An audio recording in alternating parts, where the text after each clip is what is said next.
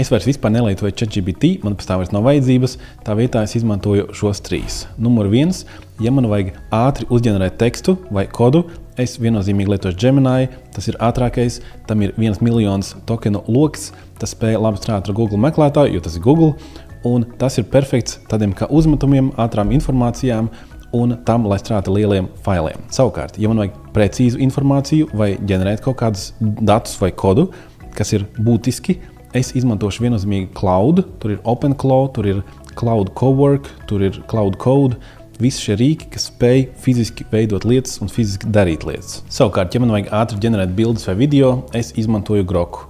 Piemēram, uzzīmē suni, kas stāv pie Eģiptes piramīdas, uzspiežam izpildīt, un jūs līdz redzēsiet, apmēram 5 sekundžu laikā tas man iedos 2 attēlus, un es varu izvēlēties, kurš man labāk patīk. Es varu nospiest piemēram uz šo, un izvēlēties apakšā, izveidot video. Gatavs, skatāmies.